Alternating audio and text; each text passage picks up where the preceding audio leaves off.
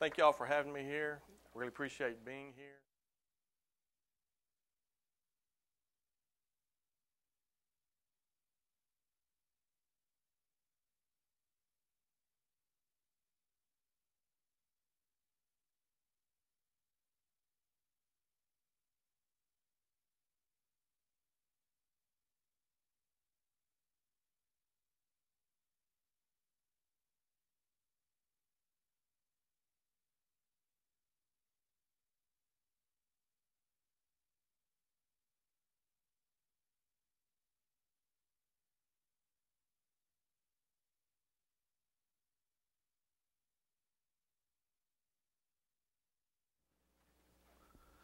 Okay, they say that most people need 8 hours of sleep, but they've also found that people who sleep less than 4 hours and people who sleep more than 10 hours don't live as long. And I don't really know why that is, but I do find that pretty amazing. I look forward to reading further articles about that. But this 8 hours of sleep, I mean, that number is not set in stone. I can never tell how much sleep anybody really needs. I find it kind of fascinating. Most of the time I find people need about 7.5 hours of sleep. But you just can't tell from person to person. Sleep deprivation, how much sleep does a person really need? Just enough to feel good, however much that is, as long as the person wakes up refreshed. Oh, yeah. All right, sleep deprivation. This is kind of typical of what you see in the American culture anyway. You have people getting up at 5 in the morning, then they have to get ready for work, then they have to drive to work, and then they work all day long. And then before you know it, you're going to bed about 10:53 in the evening. And so you do this day after day after day, and you start to build up basically what is a sleep debt. Cumulative partial sleep deprivation, for instance. Let's say a person needs 8 hours of sleep, but day after day after day, they get 7 hours of sleep. Well, after 1 week, you have an entire night of sleep where you haven't caught up.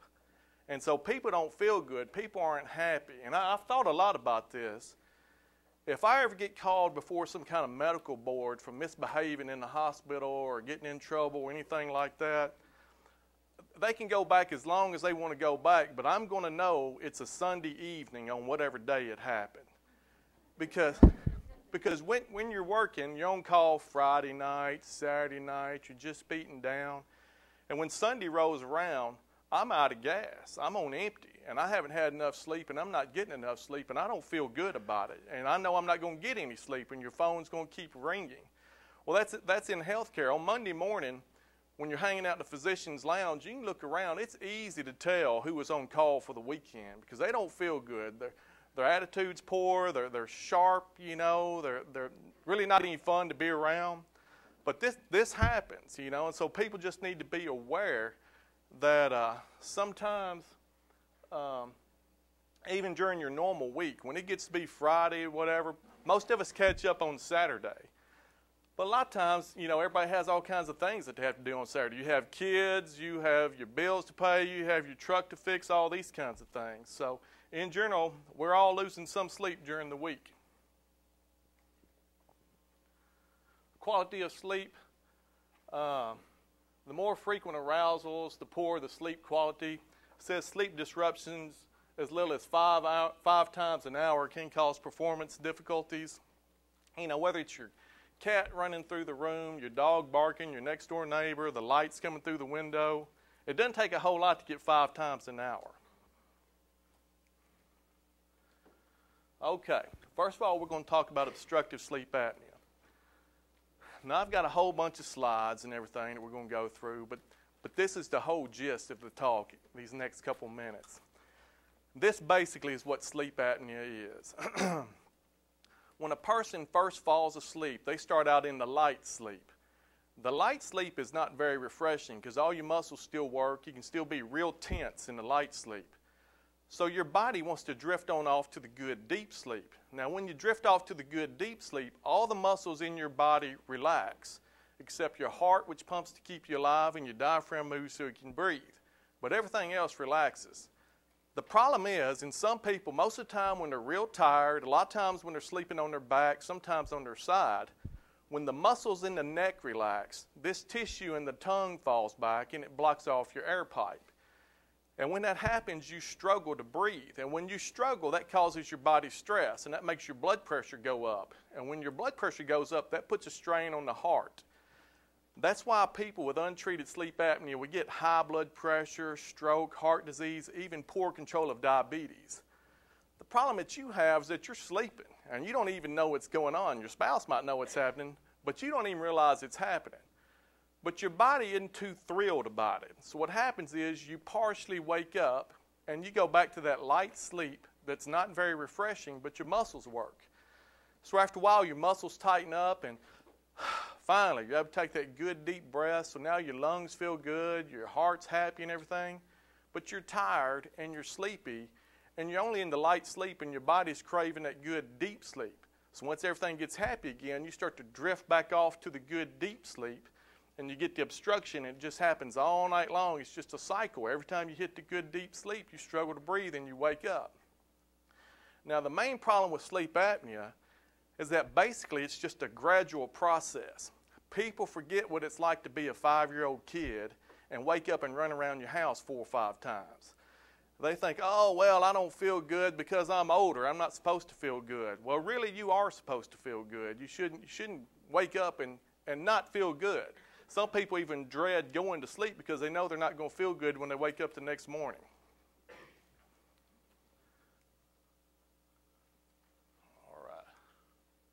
All right, who wants to be this guy?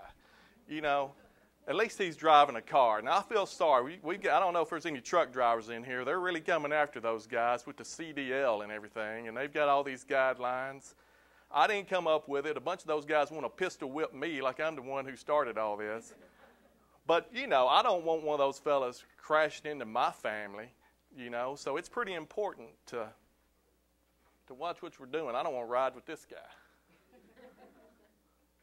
Okay, this is a pretty good picture. Over here on this side over there, you see the normal breathing, good airflow. Well, here you see the obstruction in the throat and everything. And one of the reasons I wanted to show that, we're going to get to the different treatments for sleep apnea, etc. But you can see that there's some blockage down in here. Now, surgical intervention, we'll talk about later, but surgical intervention has been shown to improve sleep apnea about 13% of the time. And when I say improve, that doesn't necessarily mean cure. It kind of reduces some of the events. Because the problem is that they're cutting out all this tissue in the back of the throat, but there's still some blockage down here. So that's why it just hadn't panned out to be so great. For some people, it might help some. You know, other surgical intervention for a nasal septal deviation or something like that. But this shows you more the picture of where the obstruction is. Okay, the numbers.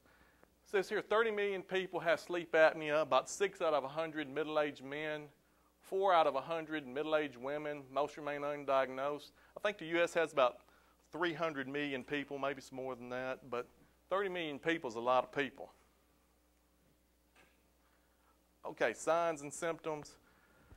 The ones that I see when people fill out a questionnaire, when I'm really trying to figure out who's going to have sleep apnea, these people will come in, and the people who tell me that they have excessive daytime sleepiness, daytime fatigue, wakefulness after sleep onset, and difficulty concentrating, hands down, when I see somebody with all that, I think, well, he must have sleep apnea, just looking at the numbers. But there's other things to look at. I mean, restless sleep, like I say, some people dread going to sleep. Irritability, depression. There's other things associated with untreated sleep apnea. Of course, the snoring. I'll go back. The snoring, you know, a lot of times it's the spouse who makes the patient come in to see us because they get tired of trying to sleep with all the snoring, and then they'll take pictures of them and all that. And people having pauses in the breathing, they'll record it these days, you know. Gasping and choking, etc. I mean, I should have mentioned that first because that's such classic, but I'm so used to seeing it, I don't even think about it. Other signs. Okay, yes, some other things that you might not think about. I mean, memory loss, lack of concentration, morning headaches. I get some of these headache docs send patients to us sometimes because these patients wake up in the morning, because when you have that obstruction, it blocks off your air pipe and your oxygen level can fall. When that oxygen level starts to fall, people get headaches and such. So we get some of these morning headaches and nighttime going to the restroom, etc. All right. Okay, is this you? Let me see here. Yeah. Who wants to sleep in the same room with this guy? You know, not me. All right.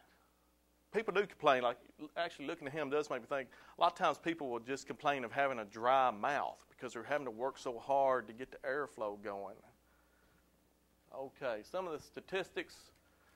33% of Americans snore frequently, 25% nightly. Just because somebody snores doesn't necessarily mean that they have sleep apnea. But sometimes when somebody undergoes treatment to get rid of the snoring, you might get rid of the snoring, but they still have sleep apnea. So I don't recommend just addressing snoring and not looking a little further to see if something else is going on. Here it says in 2007, 100,000 traffic accidents were due to fatigue driving, with 1,500 deaths. You would truly be surprised if you sat in sleep clinic for one day and you listen to some of these people talk. I mean, some of them you're scared that they even drive to clinic. 60% of American adults experience some chronic sleep disorder. I wonder about that number, in all honesty. Sleep apnea, limb movements, etc. Bottom line, this is the point I want to make. Sleep disordered breathing is the leading cause of death during sleep due to heart attack, stroke, can lead to high blood pressure, heart disease, and worsens diabetes. When I get somebody in who has mild sleep apnea, and in general, I'd say this, the people that are the easiest to treat in general have the worst sleep apnea. They feel terrible. So when you put them on a CPAP machine, they love their CPAP machine. They tell everybody how great it is. They'll break your wrist shaking your hand. They're so happy. They're easy to take care of. And then you get some people mild to moderate sleep apnea, and they feel better, and they're happy to wear their CPAP machine. You don't have to work with them at all. But then you get some people come in who are mad. They don't feel any better. They want to know how they got caught up in this healthcare tsunami to the point where they're going to bed every night wearing this mask, and they don't feel good. Well, with that bunch, you have to approach it a whole lot different. You have to say, look, I really want you to feel good the next day. That's great. You know, we really love that. But what I'm really trying to do from the bottom of my heart is prevent any worsening of high blood pressure, strokes, heart disease. And it says here, worsening diabetes. The thing with diabetes is that when your body is under stress, insulin doesn't work well. The good Lord made you that when a bear is about to chase you, your body doesn't waste energy digesting food. So that's why people's blood sugars go up a lot of times during the night, etc. But treating underlying sleep apnea can even help with diabetes. Okay. What do you do if you suspect somebody has a sleep disorder? Do something about it. You know, have them go see their physician, you know, whatever it takes. What this slide reminds me of, when I was a medical student in Memphis, I was at the VA hospital, and I'll never forget this at this point. We're all walking around with our short coats on and following the main doc and all this kind of stuff. And so we're going through the VA, and we walk up on a bed where this giant guy is sleeping. He's a big guy. And this was back in the early 90s. And so he's lying there, and he has congestive heart failure. And people with congestive heart failure have what's called Shane-Stokes respirations, where they'll breathe real fast, and then they'll quit breathing sometimes for like 45 seconds. But we were walking through there, and we walked up, and the attending physician had us stop, and he had us watch this guy breathe. And he said, you know, this is associated with congestive heart failure. We sat there and watched him breathe. We moved on to the next guy. We didn't do anything about it back then. And so I hate that, because at this point we could have done something for that guy. We could have helped that guy out. I guarantee you he would have lived longer if we had just been addressing sleep apnea back in those days. So that's what breaks my heart sometimes when I get people come in and, you know, they've had a heart attack, they have heart failure, their ankles are swollen, they can't walk to the mailbox, you know, and you're looking at them, you think, dadgum, you know, I wish we could have got to this person a little bit earlier. We could have helped them. Because believe me, there's articles now from the floor to the ceiling about untreated sleep apnea contributing to all these other things. And so I get I enjoy it when I see somebody who's younger who comes in who might not have horrible sleep apnea, but their spouse made them come in or somebody made them come in and they have sleep apnea, and you start to treat it. I don't really know, it's hard to say how long down the line you would have seen some other things happen, but in general, a lot of times if you get somebody in, well, yeah, my dad has it or this or that, you feel like you're doing them some good. Here's one other point I want to make while I'm on this topic. Medicare has us do all this stuff. We have to measure everybody's neck and look in the back of the throat and write down different scores and all this kind of stuff. Well, really, I just think throw that away because, in all honesty, people think that sleep apnea is just for heavy people. But I get entire families of skinny people come in, and they're snoring to tear the house down. Their neck's about this big. And they're all in there like, why do I have sleep apnea? Well, I can tell you this. When I look in their mouth, most of the time, the hard palate, the top part of the mouth, will have a real high arch to it. And so the mouth is more narrow, so they get blockage real easy. So anyway, there's all kinds of different body shapes, etc. Okay, how are sleep apnea diagnosed? Physical exam and history. But a lot of times that's pretty poor. They fill out this questionnaire, an Epworth sleep score. If you have a score of 24, you're real sleepy.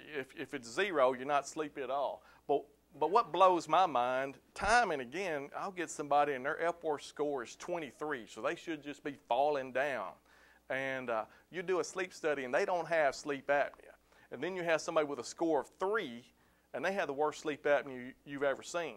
But like I say, that kind of goes into the deal that it's just a gradual process and people get used to it, so they don't really think there's something wrong. But how do you find out a sleep disorder center for the most part?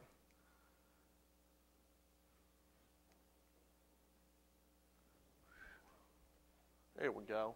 Just like home. Well, maybe so. Let's see here. Not like my home. I'm sleeping pretty good there. Here we go.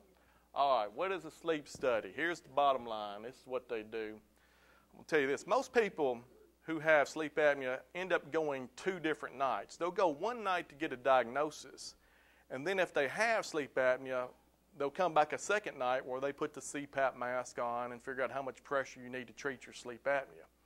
Now, some people have such terrible sleep apnea that on the first night they get the diagnosis in the first 2 hours, and then they have the rest of the night to put the mask on. They have guidelines. You have to have plenty of time to do the titration. You can't wait till somebody gets a diagnosis at 5 in the morning and then slap a mask on and start cranking up pressures. But people get mad. Why am I going twice? My buddy went once. You trying to make more money? What's going on here? No, there's just guidelines. That's all that is. But this is what they do when you get a sleep study. Most people sleep at night, so they'll come get their sleep study at night. Some people do the night shift, so they come during the morning and get a sleep study. They try to accommodate whatever time you sleep. But the bottom line is this. When you go there, they're going to put these different leads on your scalp. They want to see what all different stage of sleep that you go into. Then you have a nasal pressure transducer, and that kind of looks at your airflow, looks at your breathing. They put on an EKG because they want to see how your heart behaves while all this stuff is going on. And then you have a chest band and an abdomen band to see whether you struggle to breathe or whether you just quit breathing, because there's different kinds of sleep apnea. Obstructive, where somebody's really struggling, and central, where people just quit breathing. And then a couple leg leads, see if you kick your legs all night long. And then once they hook all this stuff up, I always write for a sleeping tablet just for the sleep study. I'm not crazy about sleeping tablets, but just for the sleep study, so you don't get there and waste your money, you're going to sleep, etc. And we let you fall asleep, and we just try to see how many times an hour your breathing slows down, your oxygen level falls, if your heart starts skipping beats, if your legs are kicking all night long, and just see what in the world happens. Now, some people think, well, how in the world, am I going to go to the restroom with all this stuff hooked up? Well, it's all hooked up to one thing. So they just undo this one cable, and you can go to the restroom.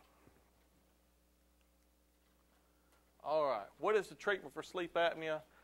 We're going to get to that. I'm going to start out with the surgical intervention, as I said before. Surgical intervention only helps about 13 out of 100 times. These ENT guys, if somebody has nasal septal deviation, a lot of times they might treat that. Usually they try air pressure first. But the UP3, where they go back and cut out all this stuff at the back of your throat, hasn't been the greatest surgical intervention, simply as I showed you, because there's some blockage down here.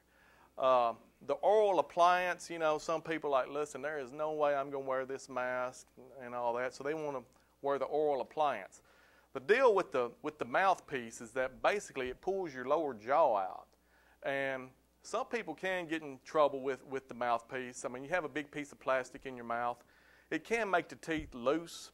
Some people get temporomandibular joint pain. Some people get headaches. I've had some people come in after about 2 years and need braces.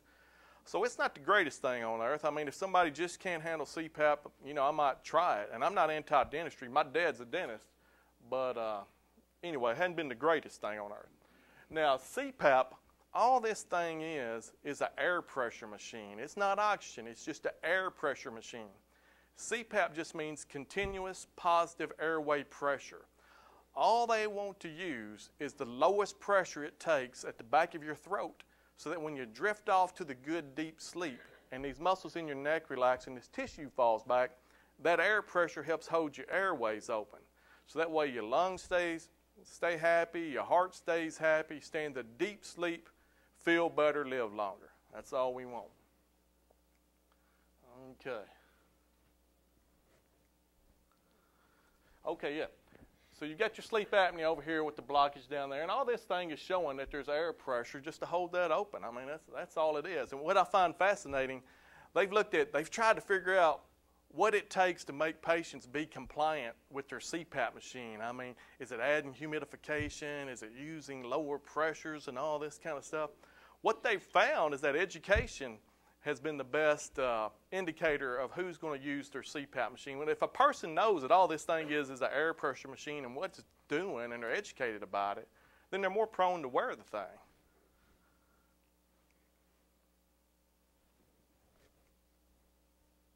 All right, consequences. Yeah, I'm hammering this, but I mean, the bottom line is, like I say, when you don't treat sleep apnea, it does contribute to high blood pressure, heart attacks, heart disease, stroke, you know, accidents, job loss.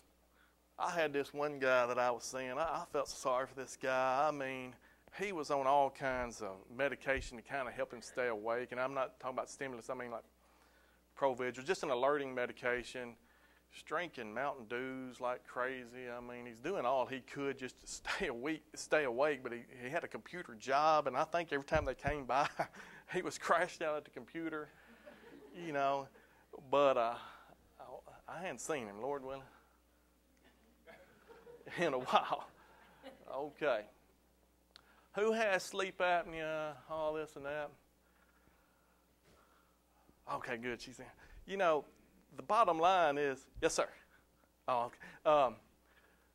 I used to get so frustrated.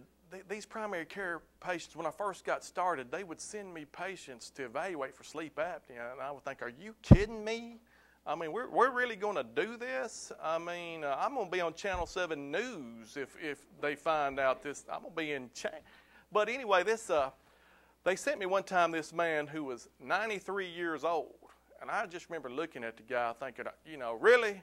You know, you've made it 93 years without wearing a CPAP machine. We're going to go through this, you know. I liked him. He was a nice guy, but you know, but he told me, yeah, you know, he wanted to go through it. I told him all this stuff and everything. He said he wanted to have it done. I said, all right, let's go. So he goes, he gets his sleep study. He has sleep apnea. He gets put on a CPAP machine. He told me he wished he'd been on it 10 years before when he was 83, I guess, you know. But he loved his CPAP machine. And I used to be bad about that, and I've learned that I was the bad guy, you know, that really I don't need to be so biased about that. And so, but it's just hard to know who's going to have it and who's not. All righty. Sleep apnea, easily identified, easily treated. The sleep studies are really good about seeing who does and doesn't have sleep apnea. And treatment will improve the health and your quality of life. Now, okay. Diagnosis, what are you going to do about it? I brought some toys here to show you anyway. The machines are a lot better than they used to be, even 3 years ago. The old machines were big.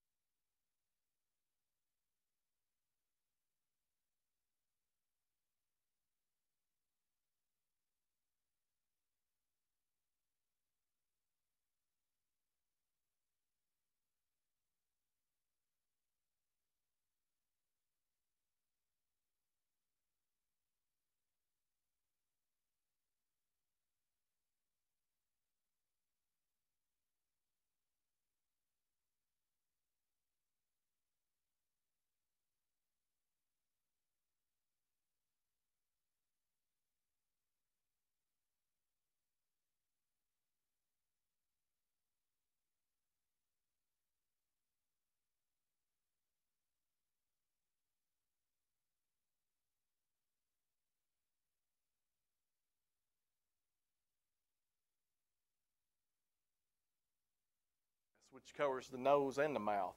But what I have found is that no matter what they tell you,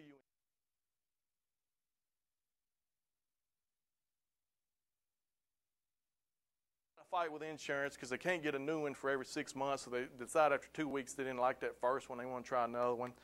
But we try to work with them, try to do all we can, and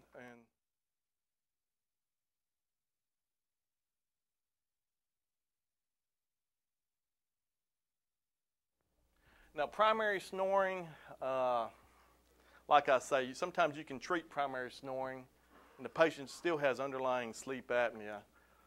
Now weight loss. People come in and think, okay, I'm going to lose this weight and my sleep apnea is going to disappear. Well, they say that weight loss does help sleep apnea, and there's no doubt that it does. The only issue is that people lose weight differently. I mean, some people lose weight in their stomach, some people lose weight in their legs, some people lose weight in their face. I gain and lose weight mostly in my face. And so when people do lose weight, if you are one of those people that lose it a lot in your face, I mean, it makes a difference. So weight loss does help.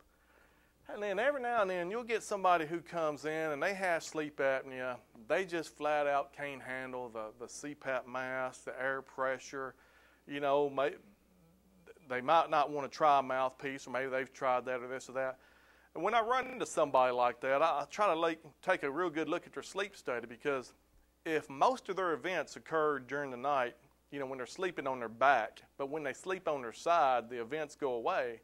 And I say, look, let's just sleep on your side. Let's do the best we can with it. Now, I do get a little nervous. They're going to have a car accident somewhere, and I'm going to get in trouble, so I don't tell them it's the best treatment. But I'm just saying, if you can't do anything else, then that's what you need to do. And some people will go on vacation, and they don't want to take their CPAP machine with them. Even though these airports have gotten used to these CPAP machines, and they're not as much trouble as they used to be. But if I have somebody that's going to do that, and they just flat out don't want to take their machine, I say, all right, look, take your bags or whatever it takes, just be sure you sleep on your side as much as you can. All righty. Other common problems: leg movements, random rhythmic jerking of the legs, arms, body. We'll go through this. And insomnia, insufficient sleep, basically inability to initiate or maintain sleep. Bottom line, there's over 80 sleep disorders. I think anybody that wants to write an article about sleep medicine can. Pardon me? Tooth grinding, yeah, bruxism. Yeah, and and you see it when you do the sleep study. You see people grinding their teeth, and sometimes we send them to the dentist to get a mouthpiece. Well, a lot of times the patient might not know it, or their spouse is complaining about it, but it's something that we see on the sleep study. I mean, it occurs during sleep, so I guess that's why they call it, but no. All right, periodic limb movements of sleep.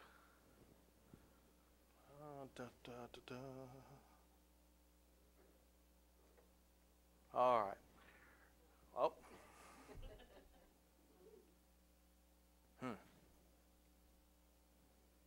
Okay. Periodic limb movements. There's really two different disorders. Periodic limb movements are people who simply move their legs at night when they're going to sleep.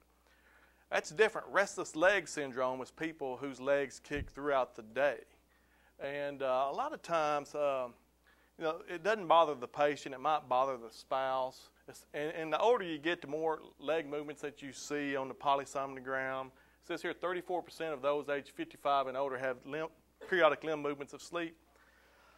I took my sleep boards, this second board, last year, and I was really glad that this lecturer talked about this, because you get these sleep studies and you see people kicking a whole lot, and it doesn't bother the patient or it doesn't bother their spouse or anything like that. And I think we used to be way too aggressive about treating those leg kicks. I mean, I treat them, but I only treat them really if they're bothering the patient or if it's extremely troublesome to the spouse, because there's so many people who have them during the night anyway.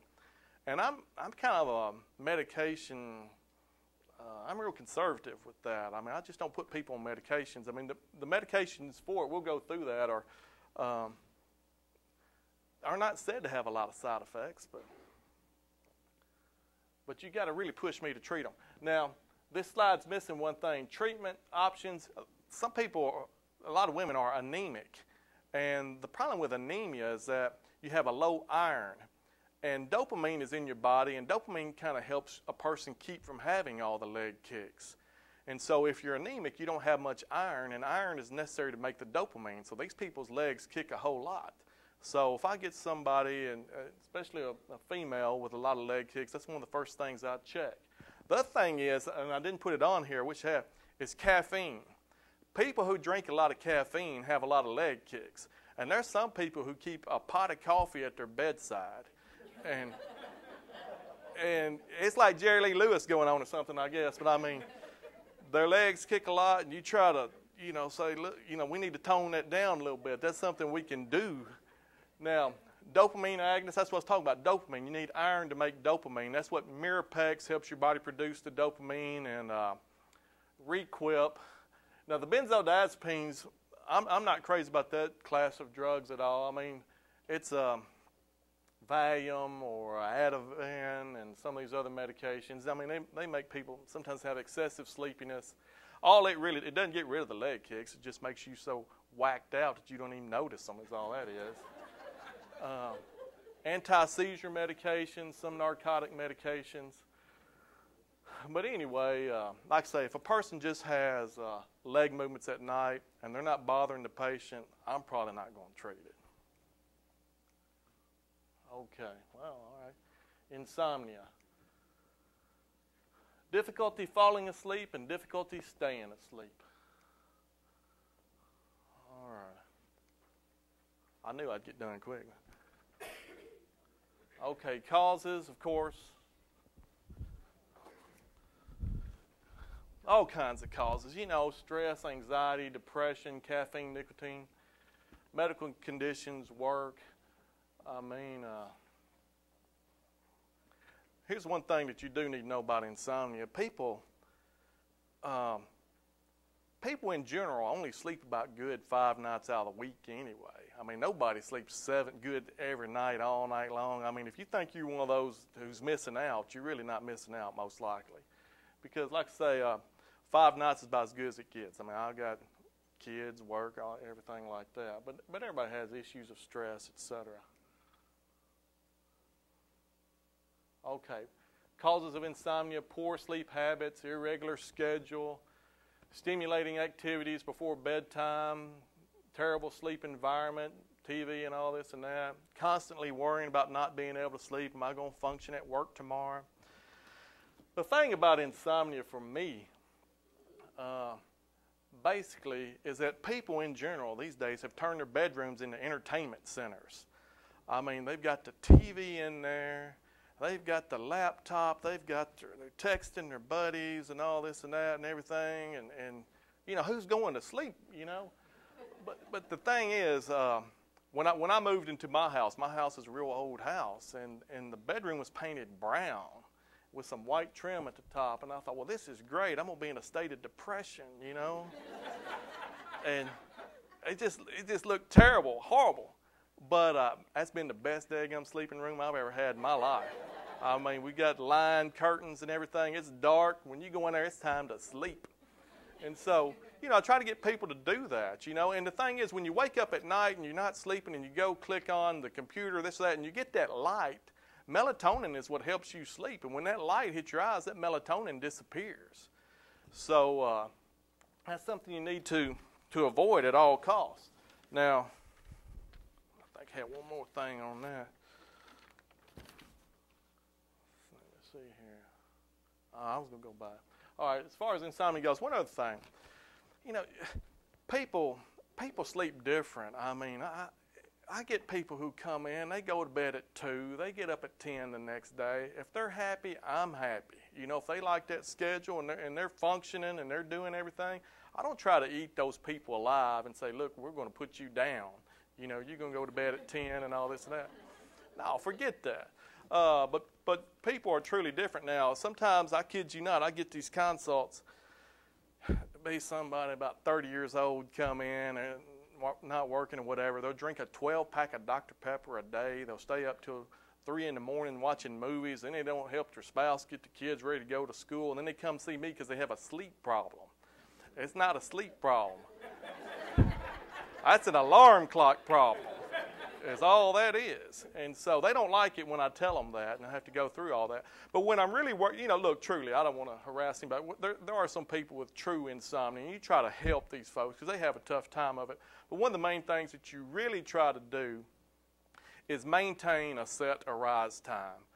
When I get, most of the time, younger people who are disabled, and their body really wants them to be doing something, but they're not having to go to work. They don't have to be somewhere. Those are the ones who I see most of the time getting in trouble with insomnia.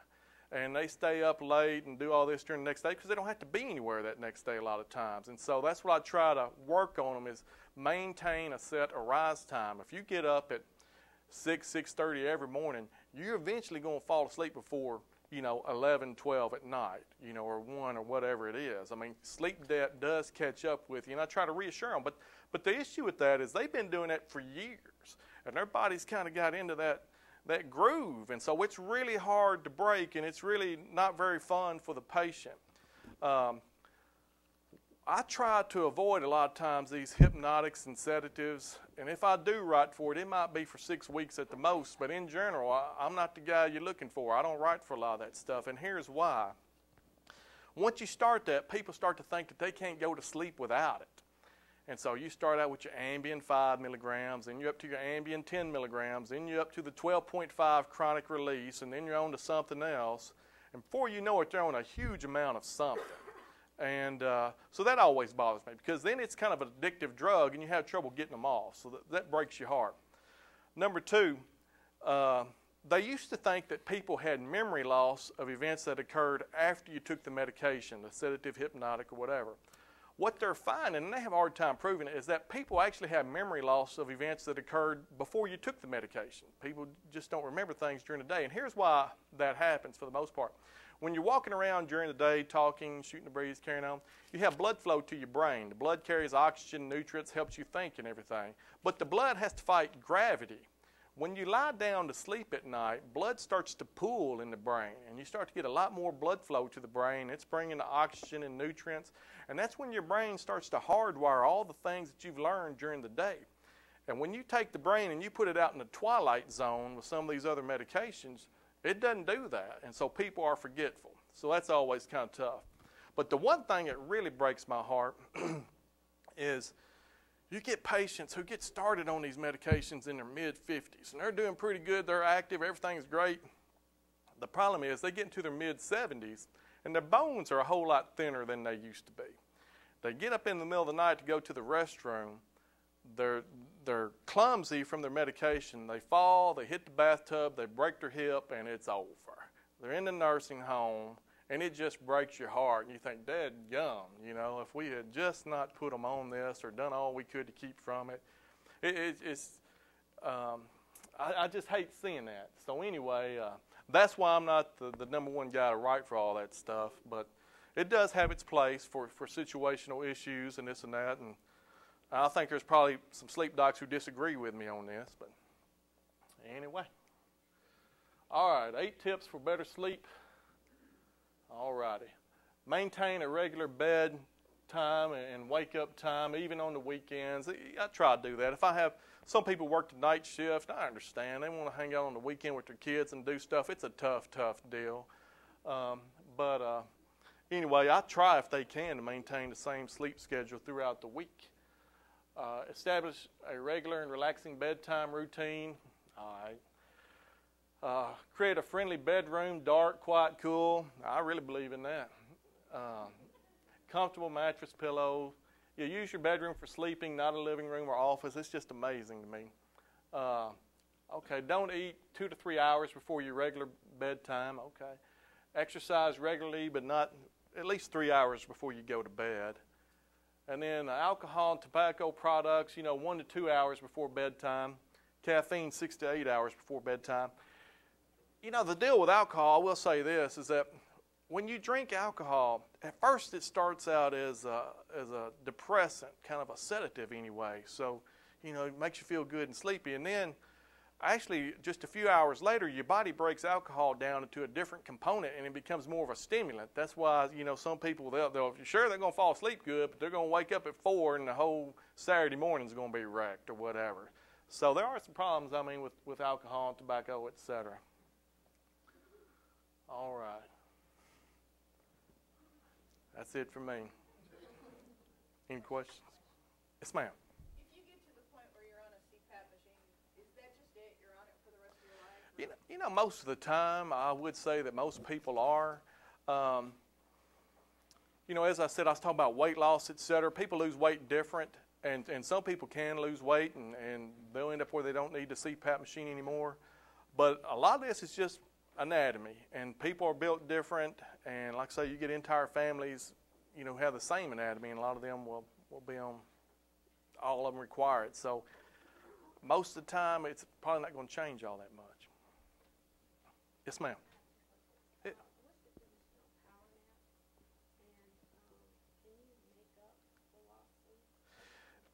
That's a good question. As far as power naps go, actually, some people feel worse. Oh, she asked about what's my opinion on power naps, and can you make up that sleep debt, that sleep loss? Is that what you're asking? Yeah. As far as power naps go, it's kind of interesting. What they found is that people who have narcolepsy, which is this disorder where they just fall asleep all the time, those people can take these short little 15-minute naps, and they feel great. They feel refreshed. That's kind of an indicator that a person has narcolepsy. Most people, though, they'll take a 30-minute nap, and a lot of times they really don't feel that good after it. And I'm not sure why that is. But what I have seen that they recommend is a lot of people who work the night shift, they would try to get them to take a nap at night before they go into work. They found it's the best thing to keep patients alert during the night. One of the things besides bright lights is taking possibly a power nap at night before they go to bed. Now, your question about sleep debt, I find this kind of interesting. When I showed you that slide, it depicted a person who had missed an hour of sleep for 7 days, so they had 7 hours of sleep debt. I don't know why this is, but they say that when you finally do catch up on sleep, that it doesn't take you the whole 7 hours to catch up. On Saturday mornings or Sunday or whatever, people sleep an extra 2 hours on Saturday morning, extra 2 hours on Sunday mornings. That 4 hours lots of times takes up for that 7. And I don't know why that is, but that's what they found.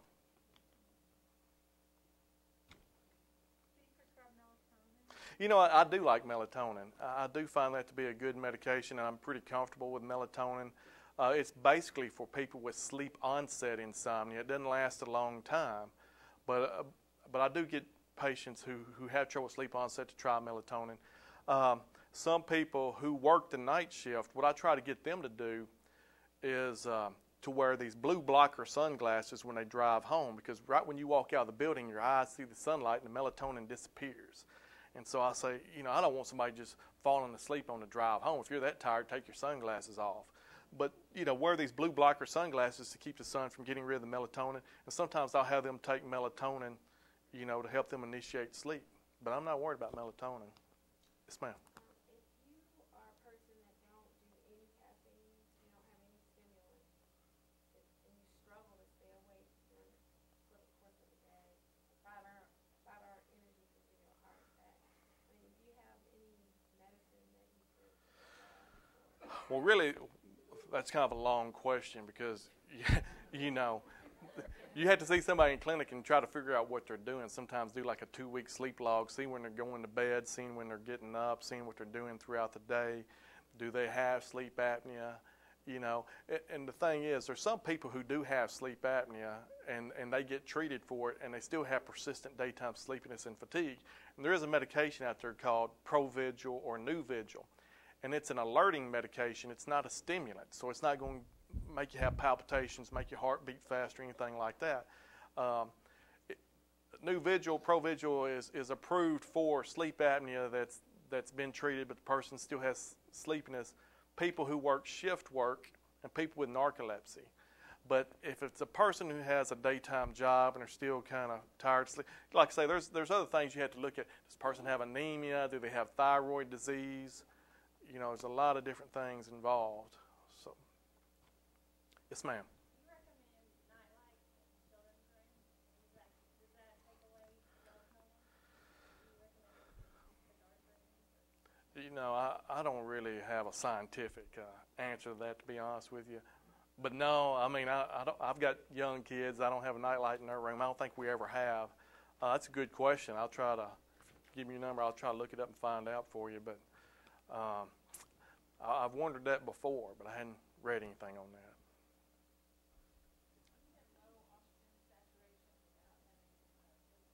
Oh, absolutely. Sure.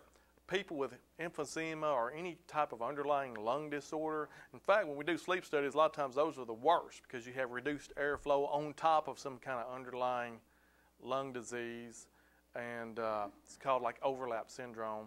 But yeah, in general, for a person that has healthy lungs, though, a lot of times you don't see hypoxemia, low oxygen without sleep apnea or something else.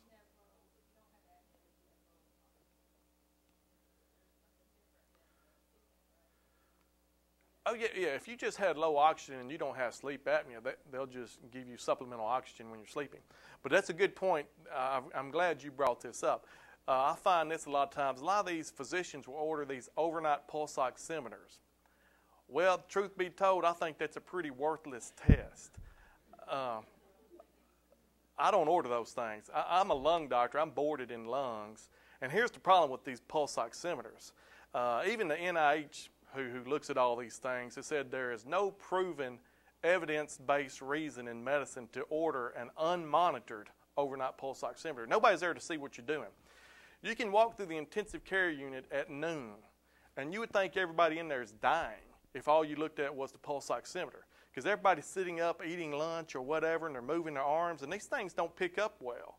And so people have these desaturations. They look like 72% sat, should be 90 or so. But you're looking at the guy, and he's sitting up eating, so you know he's fine. The thing is, when somebody orders an overnight pulse oximeter at home, all you have to do is flip over in bed or move your arm or this or that, and it's going to show a major desaturation. But nobody's there to see what you're doing. And all anybody's looking at is a piece of paper that said this person's saturations fell. So I don't order them. Now, I know plenty who do, but I don't. They do, but that's what I'm saying. It's monitored. Right. You have somebody who's going to write over in the sideline, patient flipped over to the left side, or this or that. So you know what's going on. All right. Sounds good to me. I guess we're done.